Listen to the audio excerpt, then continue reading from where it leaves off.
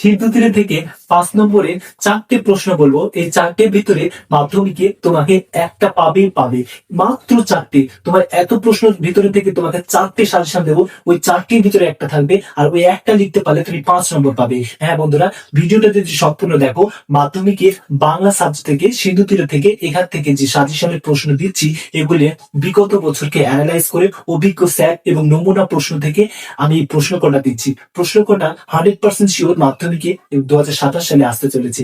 তুমি কিভাবে বিশ্বাস করবে? তুমি বিগত বছরের প্রশ্নকে দেখবে, এই প্রশ্নটা ওখান থেকে কোনো প্রশ্ন দেয়নি, তাহলে এবছরে 100% শিওর এখান থেকে প্রশ্ন দেবে। এবং এখান থেকে প্রশ্ন যেখানে দেবে, তাহলে তোমাকে হয়তো অনেকে অনেকগুলি সাজেশন করবে, হয়তো 10টা 15টা করে সাজেশন দেবে, কিন্তু আমি মাত্র 4টে দিচ্ছি। 4টের ভিতরে তুমি একটা পাবে 100% শিওর। কোন 4টে দিয়েছি চলো দেখে নি। দেখো এখানে পূর্ণমান 5, এই প্রশ্ন 4টে আমাকে অভিজ্ঞ স্যার বলছে এই 4টের ভিতরে আমি চাইলে তোমাদের 10টা সাজেশন দিতে পারতাম, কিন্তু 4টে দেওয়ার কারণ হচ্ছে এই 4টের বাইরে তোমাকে কোনো প্রশ্ন ওই বোর্ডটা মাধ্যমিক দেওয়ার জন্য আর ভাববে না যে এই 4টের ভিতরে একটাতে বসিয়ে দেবে। তাই এই 4টের ভিতরে বাইরে কোনো ভাববে না। এর একটা লজিক আছে, সেটা তোমাদের না জানলেও চলবে।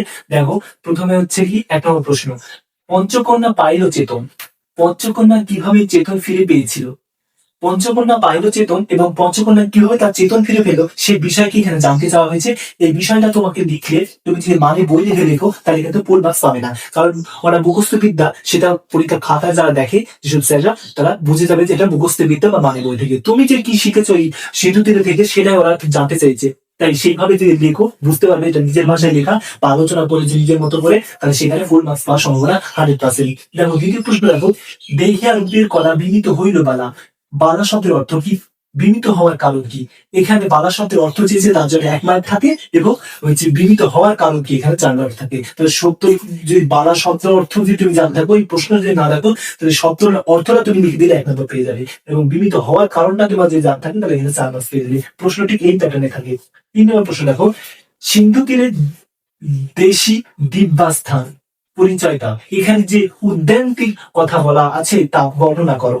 এই প্রশ্নটাও খুবই ভালো প্রশ্ন। এখানে সে উত্তরের বর্ণনাটা চেয়েছে, এখানে সে বর্ণনাটা তোমরা লিখে দেবে, তাহলে এখানে ফুল মার্কস পেয়ে যাবে। দেখো বর্ণনাটা শুধু বর্ণনা করা হয়েছে, সেই বর্ণনা বিষয়ে তুমি গুছিয়ে লিখলে এখানে ফুল মার্কস পেয়ে যাবে।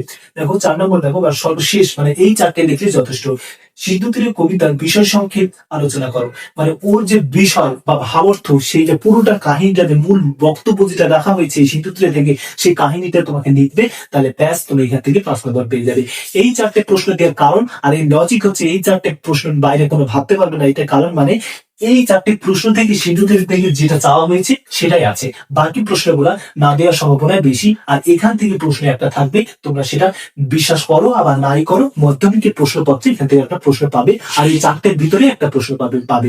তাই এই 4টে প্রশ্ন তুমি এখন দেখার পরেও তুমি যদি এই 4টে প্রশ্ন রেডি না করো, তাহলে তুমি সব থেকে বোকামি কাজটা করবে। তাই অবশ্যই তোমরা এই 4টে দেখে রাখবে, এবং এখান থেকে এমসিকিউ প্রশ্ন আসবে এবং এসিকিউ প্রশ্ন আসবে, এবং 3 নম্বর প্রশ্নটা আসবে। তাই কোনোটাই স্কিপ না করে সম্পূর্ণ ভিডিওগুলো আমাদের দেখবে। আমাদের বিগত সাজেশন গুলো দেওয়া আছে, এবং প্রত্যেকটি অধ্যায়ে এইভাবে সাজেশন দেওয়া আছে। তাই প্রত্যেকটি অধ্যায়ে সাজেশন যদি দেখো, তাহলে এখান থেকে ফুল মার্কস পাবে। কারণ এখান থেকে ধরো, এখান থেকে 5 নম্বর তুমি পেয়ে যাচ্ছ, এবং এখান থেকে এমসিকিউ বা এসিকিউ যদি আসে, সেখান থেকেও তুমি পেয়ে যাচ্ছ। তাহলে এই সিন্ধু তীরে থেকে তোমাদের পুরো কমপ্লিট হয়ে গেছে। যত মার্কের আসছে সেটা তুমি কমপ্লিট করে ফেলছো।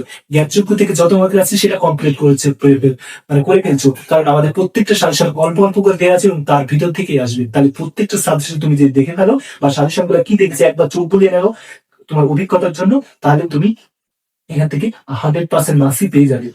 মাধ্যমিক পরীক্ষা বলে কথা, তোমরা এতটুকু কষ্ট অবশ্যই করো। আমরা কি কি সাজেশন দিয়েছি সেটা প্রত্যেকটা ভিডিও গিয়ে প্রত্যেকটা অধ্যায়ে মিলে দাও, এবং খাতায় সেই প্রশ্নগুলো দেখে রাখো। এবং তোমার যে বিশ্বাস না হয়, তুমি যে তোমার স্যার বা ম্যাডাম বা যেই আছে না কেন, তাকে জিজ্ঞেস করবে প্রশ্নগুলো কতটা ইম্পর্টেন্ট, তার মানে তিনারাই বলে দেবে যে প্রশ্নগুলো কতটা ইম্পর্টেন্ট। অসংখ্য ধন্যবাদ ভিডিওটা সম্পূর্ণের জন্য। এইটুকু যে প্রবলেমের জন্য অবশ্যই কমেন্ট করবে।